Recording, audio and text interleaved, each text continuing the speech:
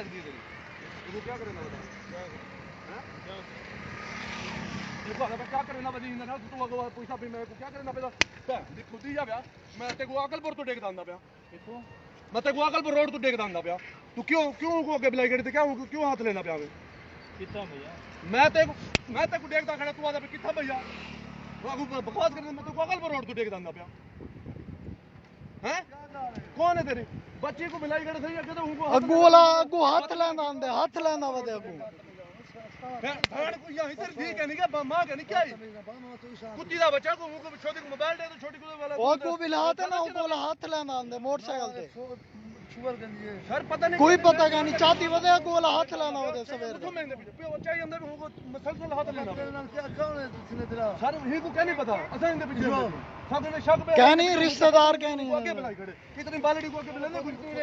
कितने में बाल तो छोटी मोबाइल से लेंदी भाई हूं को बच्ची हूं को मतलब असा उठो देख दे अंदो को हाथ लेना आंदे पिछू मतलब वो अजीब हो बैठ चौथा तेरे घर मां बन के नहीं क्या क्या जा रहे यार उधर कौन है ये तेरा क्या लग रहा है चाचू है ये सगा चाचू है ये तेरा क्यों चाहता है जी जी सर गलत गाल है जी हाँ जी ठीक है ना तो सारे मस्जिद बना के अच्छा ये कौन है यार अच्छा ये कौन है भाई ये ही रिश्तेदार है रिश्तेदार क्या है अच्छा इधर घर दाखा नहीं ना अच्छा ये राजन बोल रहा है जी जी हां हुंदा घर तो गाड़ी नहीं करती बना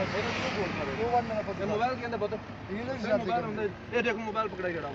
मैं को अकल पर रोड तो देख रहा नहीं जाने करनी मामा सारा सर बात में के बेघर दी करना कुत्ता ए होण दी गाल क्या नहीं काफी अरसे कने काम करना काफी अरसे इन्हें हमसाई रिश्तेदार क्या था लगे अच्छा ये को अकल पर रोड तो फॉलो करेंगे हम दे पियो अच्छा ये बच्ची को पहले पीछे बुलाया बुला को बुला के आदे ही को बुला के दस हाथ लेना जी भरक दे ऊंट अंदर मसलसल हाथ लेंदा वे अच्छा ठीक है भला जी मोटरसाइकिल को हमदे हाथ मतलब ये सीधा कर दिंदे ये वाला हाथ ये फ्री की दी पे अपना मैं को ऊंट मतलब फॉलो करने भला असा पहले सोचे कि जिथे मैं बांधे ही को पकड़े नु भला मैं यार मसलसल उन्होंने बदतमीजी करने मैं को इधर ही रोकूं बाहर है खुदा मत खौफ कर कुत्ती दा बच्चा तो शर्म करनी 15 पे कॉल करो 15 करो कॉल करो 15 कर लो 15 तक करो कॉल ये होण दी गाल क्या नहीं काफी अरसे कने हो वो भी कौन बच्ची को कुड़ी छोटे घना दे भैन के तू मतलब फायदा चंदा मेरी बच्ची दा वाह बदतमीज दली दा पुत्रा तमीज से मास्टर ये दोनों के भाई है सर बदतमीजी दी कोई इंतहा होंदी है तू कहीं बच्ची गरीब दी तू जेड़ा मतलब फायदा चंदा भी तू दा तू डूची दा घना तू मोबाइल पकड़ा दे बेगैरत इंसान है मैं को शक पे इंदे अकल पर रोड दे अदा इंदे पीछे लग पियो वाला बालड़ी को अगू आते ना अलाइड बैंक ने वाला अगू बिला तो मसलसल वाला हो करना बहन चोद कुत्ता नहीं गंदे वैसे हुंदे तो लाओ तू किथे ना वैसे इंदे बच्चे दे घर वाले उठन वाला तक मैं छोड़े तो बोला ओ जाने तो तू जाने ये पक्की गल है ना फल समझ के मैं इधर ते छड़े तो तू अक्सर मैं चाबी गंदे बंदा पिया तू बहन चोदा कुत्ती दा वजह तेरे बंदे ना रन दे सामने कुत्ती दा वजह खुदरे बनदे पए बंदे हिम्मत बच्ची को गोली वदी दली दा बच्चा